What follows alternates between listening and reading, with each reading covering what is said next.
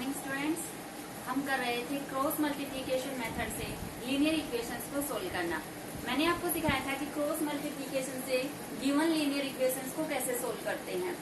अब इस टाइप से भी हमारे क्वेश्चंस आ जाते हैं कि जो हमारी लीनियर इक्वेशन दे रखी है उसमें कोई अननोन टर्म्स दे रखी हो, जैसे यहाँ पर ए और बी दे रखा है। इसने कहा है कि ए और बी की किन वैल्यूज के लिए इन दो लीनियर इक्वेशंस के इनफाइनाइट मैनी सॉल्यूशंस हो जाएंगे। तो यहाँ पे इसने पहले ही दे रखा है कि गिवन लीनियर इक्वेशंस के क्या हैं, इनफाइनाइट मैनी सॉल्यूशंस हैं। एज गिवन दैट, तो आप सॉल्यूशन में आप लिखोगे as given that given linear equations have infinite many solution. Infinite many solution given है आपको, तो हम क्या करेंगे, यहाँ पे इनफाइनाइट की ही कंडीशन लगा देंगे। जो रेशियो की कंडीशन थी इनफाइनाइट के लिए वो लगाएंगे, और उसमें क्या था कि हमारे इनफाइनाइट के लिए तीनों रेशियो इक्वल होते हैं। ठीक है, तो हम यहाँ पे तीनों रेशियो को इक्वल लेके चलेंगे।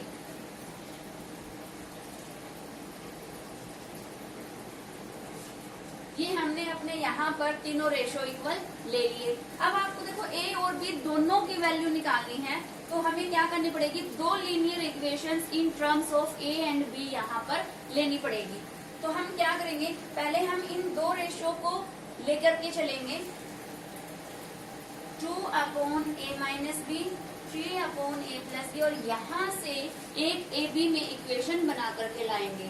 ठीक है, एक इक्वेशन यहाँ से आ जाएगी, दूसरा हम इन दो रेशियो को साथ लेके चलेंगे। या आप यहाँ पर पहले और तीसरे को साथ में लेके चल सकते हो। ठीक है, तो यहाँ पे हमने क्रॉस मल्टीप्लाई की, तो हमारा बन के आया 2a + 2b = 3a - 3b।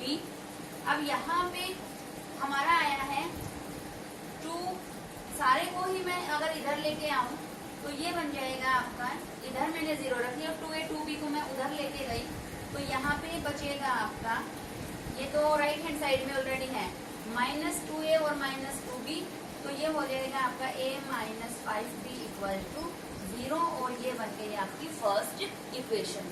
ठीक है, ऐसे ही आप यहाँ से एक सेकंड इक्वेशन बना लीजिए बाय क्रॉस मल्टीप्लीकेशन। यहाँ भी हमने क्रॉस मल्टीप्लाई किया था, यहाँ बन के आई है आपकी, और 7 से इसको करोगे तो 7a + 7b। ए बी की टर्म को हम यहाँ ले आते हैं, और 6 को कांस्टेंट टर्म को उधर ले गए, या सारे को ही हम इधर ले आए। 9a + 3b - 6, क्योंकि हम इन दोनों इक्वेशंस को सोल्व करेंगे क्रॉस मल्टीप्लीकेशन मेथड से, तो सारा ही हम इधर ले आए। तो अभी क्रॉस मल्टीप्लीकेशन में क्या होना चाहिए, = 0 होना चाहिए। तो उसके लिए हमने क्या किया, 9a - 7a किया, यहाँ पे 2a, 3b - 7b हो गया, -4b - 6 = 0। देखो जो हमारी ये इक्वेशन बन के आई है, 2 से हर टर्म डिवाइड हो रही है, तो हम 2 कॉमन ले लेंगे थ्रू आउट, तो 2 से बन के आई है a - 2b - 3 = 0। इस तरीके से आपके पास दो इक्वेशन आई है, a - 5b = 0, दूसरी आई है हमारी a - 2b - 3 = 0। ये दो इक्वेशन आ गई। अब हम क्रॉस मल्टीप्लीकेशन से यहाँ पर अपना आंसर निकाल लेंगे। देखो क्रॉस मल्टीप्लीकेशन में यहाँ पर हमारी कांस्टेंट टर्म नहीं है, कांस्टेंट टर्म नहीं है, तो क्या हो जाएगा, यहाँ पर C1 0 हो जाएगा। ठीक है, और C2 की वैल्यू आप यहाँ पे -3 करेंगे। तो इस तरीके से यहाँ से क्रॉस मल्टीप्लीकेशन मेथड लगाओ और हम इस सम को सोल्व कर सकते हैं। ठीक है, नेक्स्ट क्वेश्चन लिया बेटा हमने यहाँ पे। नेक्स्ट क्वेश्चन में क्या है कि जो आपको ये इक्वेशन दे रखी है, इनका नो सॉल्यूशन है। ठीक है, तो आपको k की वैल्यू यहाँ पे फाइंड आउट करनी है कि k की किस वैल्यू के लिए गिवन इक्वेशन के नो सॉल्यूशन होंगे। तो अब देखिए, नो सॉल्यूशन की क्या कंडीशन होती है कि पहले दो रेशियो लिए आपने, ये तो होते हैं हमारे इक्वल, और लास्ट वाला रेशियो क्या होता है, नॉट इक्वल। तो लास्ट वाला रेशियो हो गया हमारा 2k + 1। देखो जब हम रेशियो निकालते हैं तो C1 C2 हमारा राइट हैंड साइड में है तो भी यहाँ पे कोई फर्क नहीं होगा। अब आपको देखना है, देखो अगर यहाँ से हम k की वैल्यू निकालेंगे तो वो k की वैल्यू क्या आएगी, इक्वल में आएगी, k is equal to this number, इस फॉर्म में आएगी। अगर यहाँ से हम वैल्यू निकालेंगे k की तो k की वैल्यू आएगी k is not equal to this number. तो यहाँ पे हमें आंसर्स में देखना पड़ेगा कि आंसर k इक्वल टू की फॉर्म में दे रखा है या k नॉट इक्वल टू की फॉर्म में दे रखा है। अगर आपको दोनों में दे रखा है कि k इक्वल टू की भी वैल्यू दे रखी है और k is not equal to की भी वैल्यू दे रखी है, तब हमें यहाँ पे दोनों तरफ से आंसर निकालना पड़ेगा कि k इक्वल टू में क्या आंसर आता है और k is not equal to में क्या आंसर आता है। तो मैं यहाँ दोनों तरीके से निकाल देती हूँ। अगर सिर्फ एक में ही दे रखा है कि k is not equal to में दे रखा है तो सिर्फ इससे k is equal to only में दे रखा है तो आप इससे दोनों में दे रखा है तो दोनों रेशियो लेकर के आपको सोल्व करना है। तो आपने ये दो रेशियो लिया 3/2k minus 1 is equal to 1/k minus 1। By cross multiply we get 3k minus 3 2k minus 1। तो कांस्टेंट एक तरफ कर लिए और मैंने नंबर एक तरफ, तो k की वैल्यू यहाँ पे आ गई 2। तो k की वैल्यू इज इक्वल टू 2 और यहाँ से इसी तरह इन दो रेशो को लेके चलेंगे तो k is not equal to की वैल्यू यहाँ से आ जाएगी। तो आपका जो आंसर यहाँ पे अगर ऑप्शन दे रखा है तो ऑप्शन में हम मिला सकते हैं कि कौन सा हमारा किस तरीके से निकालना है। कई बार ऐसा होता है जैसे कि इससे जो पहले वाला सम था कि इनफाइनाइट मैनी सॉल्यूशंस हैं, अगर इनफाइनाइट मैनी सॉल्यूशन वहां पे दे रखे हैं तो अगर इसी के इनफाइनाइट मैनी सॉल्यूशन दे दें आपको और फिर k की वैल्यू निकाले तो इट क्वाइट पॉसिबल कि k की वैल्यू यहाँ से कुछ अलग आए और यहाँ से कुछ अलग आ जाए। आपका एक ऐसा एग्जाम्पल दे रखा है, आप उस एग्जाम्पल को जाकर के देखेंगे, नहीं आए तो मुझे यहाँ पर रिप्लाई करेंगे। ठीक है बेटा। अब नेक्स्ट क्वेश्चन लेती हूँ मैं। नेक्स्ट क्वेश्चन जैसे कि पहले भी क्वेश्चन आ चुके हैं कि लाइब्रेरी का एक फिक्स चार्ज है और फिर हम जितने दिन बुक को रखते हैं पर डे के हिसाब से उसका अलग चार्ज है। तो इसके लिए दे रखा है क्या है, a part of monthly hostel charges is fixed. Hostel का चार्ज एक तो फिक्स है and remaining depends on the number of days one has taken food in mess. फिर मैस में हम पर डे के हिसाब से कितने दिन खाना खाते हैं उसका अलग से चार्ज है। तो अब यहाँ पे इसका हम पहले ही मान के चल पड़ते हैं। क्या मान लिया हमने यहाँ पे, एक तो वैसे ही हम मान के चलेंगे लेट फिक्स चार्ज मान लिया हमने यहाँ पे x and charge per day, और चार्ज पर डे के हिसाब से मान लिया हमने यहाँ पर y। तो पहली कंडीशन इसने क्या दी है, A takes food for 20 days, she has paid ₹1000 as hostel charges।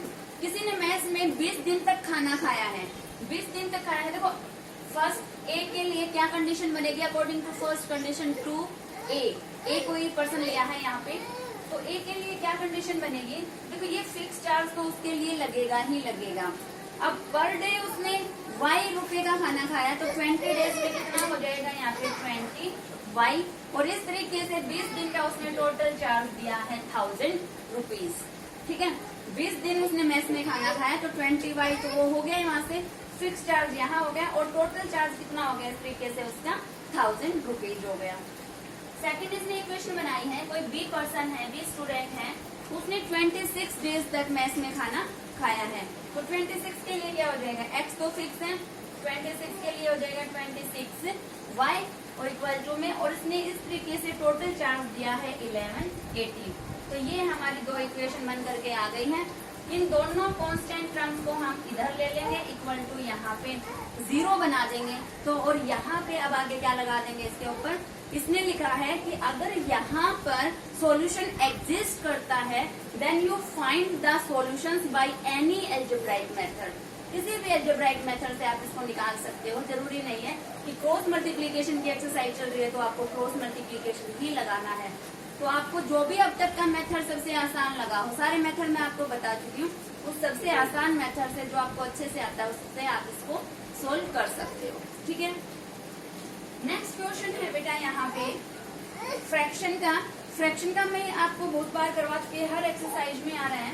तो आप पहले ही न्यूमरेटर और डिनोमिनेटर x एंड y यहाँ पर मान के चलोगे और इस तरीके से आपकी फ्रैक्शन बन जाएगी x बाय y, न्यूमरेटर भी लेट डिनोमिनेटर भी y, देन फ्रैक्शन हो जाएगी आपकी x बाय y। अब जो वो चेंजेज कर रहा है कि न्यूमरेटर में इतना जोड़ दे, डिनोमिनेटर में से इतना घटा दे, तो हमारी फ्रैक्शन ये बन जाएगी, उसके अकॉर्डिंग हम अपना आगे सम करेंगे। पहली कंडीशन क्या कहती है, ये fraction becomes equal to 1/3 when is subtracted from the numerator. जब न्यूमरेटर में से 1 सब्ट्रैक्ट कर दिया जाए, तो सिर्फ उसने इतना कहा है कि न्यूमरेटर में से 1 सब्ट्रैक्ट कर दिया जाए तो ये बन जाएगी 1/3, मतलब डिनोमिनेटर में इसने कोई चेंज यहाँ पर नहीं किया है। फिर आगे किया इसने, and it becomes 1/4 when 8 is added to its denominator. First condition में तो सिर्फ न्यूमरेटर में से 1 इसने माइनस किया है, डिनोमिनेटर में इसने कुछ नहीं किया, तो हमारी डिनोमिनेटर को एज इट इज रखते हैं, हमारी फ्रैक्शन बन गई 1/3।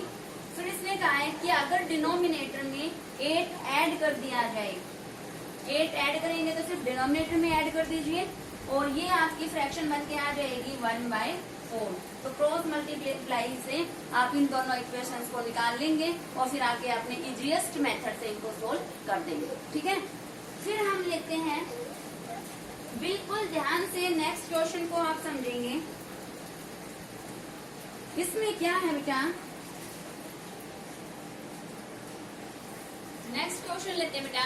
नेक्स्ट क्वेश्चन में क्या है कि कोई यश नाम का बच्चा है, उसके किसी टेस्ट में 40 मार्क्स आए हैं, टोटल 40 मार्क्स आए हैं।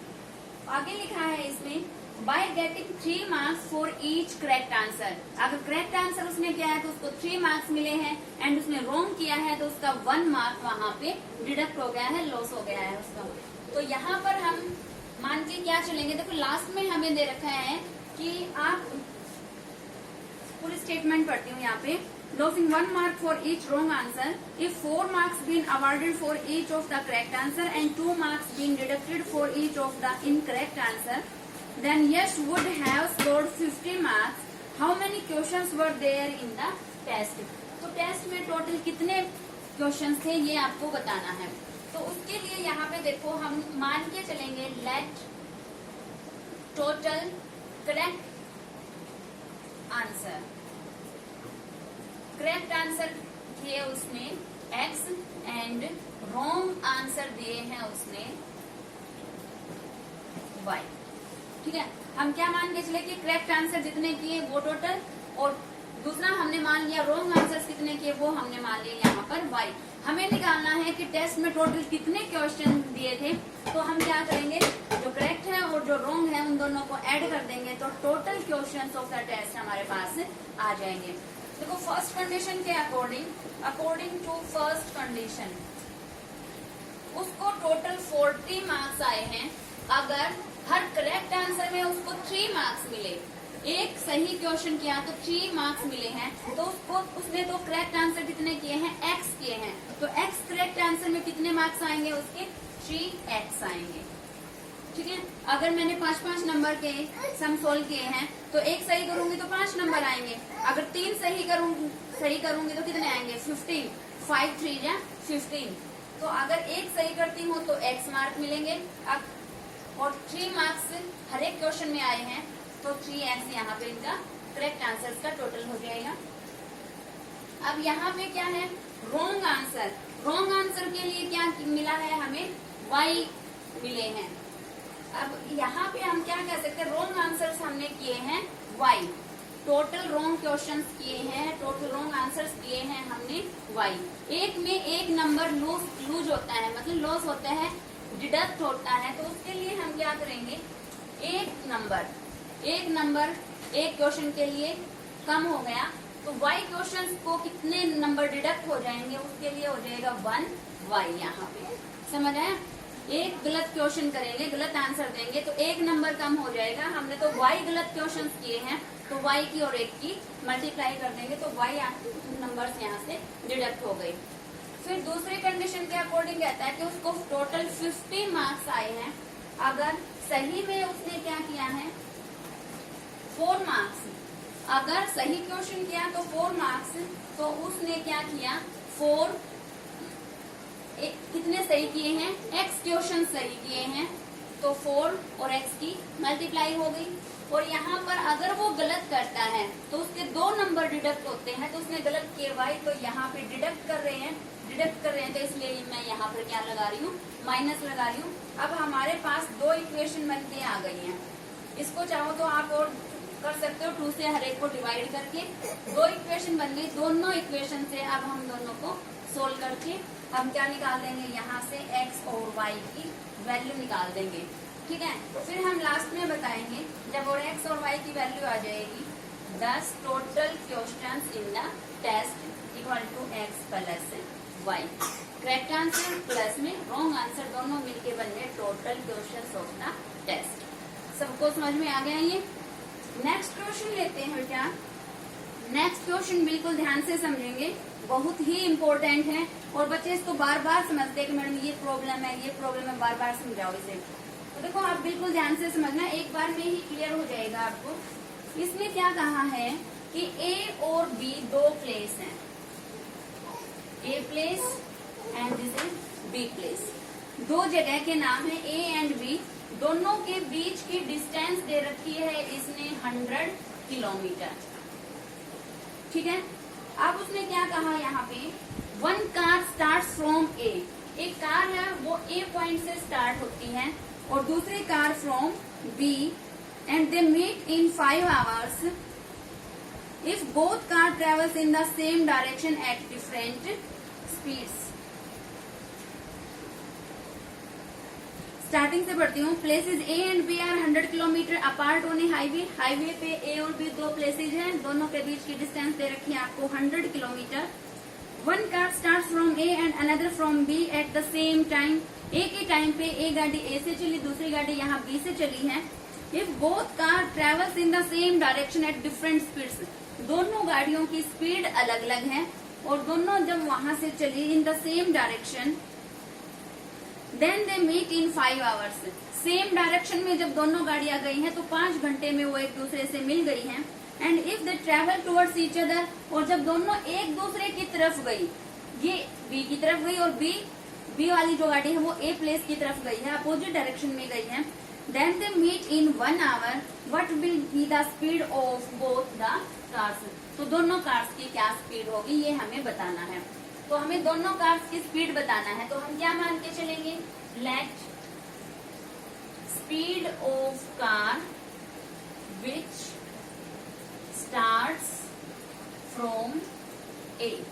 जो गाड़ी A पॉइंट से चली है उसकी स्पीड हमने मान ली यहाँ पे x किलोमीटर पर आवर। ठीक है, and speed of car which starts from B y kilometre per hour. Speed हो गई हमारे पास कि यहाँ इसकी स्पीड, ये x की स्पीड से गई है और ये y की स्पीड से गई है। अब आपको बनानी है इक्वेशन। इक्वेशन यहाँ पर 2 कंडीशन दी है, तो मैं यहाँ पर 2 केस बनाऊंगी। 2 केस कौन से बनेंगे, when both cars travel in the same direction, same direction में जाए, when both cars moves in same direction. अगर वो सेम डायरेक्शन में मूव करती है तब क्या होगा, ये हमारी A, ये B, दोनों ही सेम डायरेक्शन में जा रही हैं। ठीक है, तो ये है हमारी x किलोमीटर पर आवर की स्पीड, बीच में डिस्टेंस है 100 किलोमीटर पर आवर और इसकी है y किलोमीटर पर आवर। अब ध्यान से देखिए, x और y यहाँ पे डिफरेंट स्पीड्स हैं, ये हमारा पहले ही क्लियर है। A गाड़ी यहाँ से चली B की तरफ गई। ठीक है, B की गाड़ी B किस साइड गई है, राइट हैंड साइड में ही गई है। दोनों ही A और B दोनों सेम डायरेक्शन का मतलब है कि दोनों ही किधर गई है, राइट हैंड साइड में आगे की तरफ मूव किया है। तो यहाँ ये इस तरीके से गई आगे और मान लिया कोई ये C पॉइंट है। इस C पॉइंट पे आफ्टर 5 hours A, पहली गाड़ी जो है वो A पर से चली और 5 घंटे बाद C पे पहुंची है। ठीक है, इसने यहाँ से यहाँ तक 5 घंटे लगे हैं। B की जो गाड़ी है, B पर जो गाड़ी खड़ी थी यहाँ पे, वो कार C पॉइंट तक पहुंची है कितने घंटे में पहुंची यहाँ से यहाँ तक, वो 5 आवर्स में पहुंची है। ठीक है, बी यहाँ से यहाँ तक, बी से सी तक की जो डिस्टेंस कवर करेगी वो 5 घंटे में हुई है, और ए से सी तक की भी 5 घंटे में कवर हुई है डिस्टेंस, और वहां जाकर के दोनों गाड़ियां मिल गई, मीट हो गया उनका। अब यहाँ पे देखिए मीटिंग पॉइंट यहाँ पर उनका सी है, हमें तो सिर्फ डिस्टेंस दे रखी है ए बी। क्या दे रखी है आपको? ए बी डिस्टेंस दे रखी है, मीन्स आपको 100 किलोमीटर दे रखा है, और बाकी किसी डिस्टेंस का मुझे नहीं पता कि कौन सी कितनी डिस्टेंस है। तो अब मैं यहाँ पे क्या करूंगी कि 100 किलोमीटर या तो किन्हीं डिस्टेंसेस का सम या डिफरेंस करके कैसे भी इक्वल टू 100 किलोमीटर आ जाए, इस तरीके से आपको इक्वेशन बनानी है। तो यहाँ से हमने क्या किया कि अगर AC डिस्टेंस में से BC डिस्टेंस को अगर मैं माइनस कर दूं, AC में से BC को अगर माइनस कर दूं तो क्या आ जाएगी? AB डिस्टेंस आ जाएगी। तो क्या किया, AC डिस्टेंस में से BC डिस्टेंस को हमने माइनस कर दिया। ठीक है, अब AC डिस्टेंस निकालो। A से C तक 5 घंटे टाइम लगा है x की स्पीड से, तो कितना डिस्टेंस हो जाएगा यहाँ पे? 5x। ठीक है, डिस्टेंस क्या होता है आपका? Speed into time. तो स्पीड थी हमारी x की और टाइम है 5 घंटे, तो 5x यहाँ पे डिस्टेंस हो गई AC। BC डिस्टेंस निकालो ऐसे ही। BC डिस्टेंस क्या हो जाएगी हमारी? 5y, 5 घंटे में y की स्पीड से। तो ये हमारी फर्स्ट इक्वेशन बन के आई है कि 100 equal to 5x minus 5y, हर टर्म 5 से डिवाइड हो रही है, तो ये बन गई यहाँ पे x minus y equal to 20। समझ आया? ऐसे ही अब हम बनाएंगे अपना सेकंड केस। सेकंड केस में क्या है बेटा? When they travel towards each other, एक दूसरे की तरफ जब वो मूव करती हैं, तो दूसरा केस लिया यहाँ पे। दूसरे केस में क्या है? When both cars move towards each other, एक दूसरे की तरफ जब मूव करती हैं तब उनमें कैसे इक्वेशन बनाएंगे? जब वो एक दूसरे की तरफ मूव करती हैं, मतलब A गई B की तरफ और B वाली जो कार है वो आ रही है A की तरफ। तो अब देखो A इधर गई B की तरफ, B इधर आ रही है, तो मीटिंग पॉइंट कहाँ होगा इनका? C अब की बार यहाँ आएगा। ठीक है, इसको C नाम भी दे सकते हो या कोई अदर नेम भी यहाँ पे दे सकते हो। टोटल डिस्टेंस हमारी फिर से वही है 100 किलोमीटर। अब जब वो दोनों एक दूसरे की तरफ गई तब यहाँ A से C तक जाने में इसने 1 आवर लिया है, क्योंकि 1 घंटे बाद दोनों गाड़ियां एक दूसरे को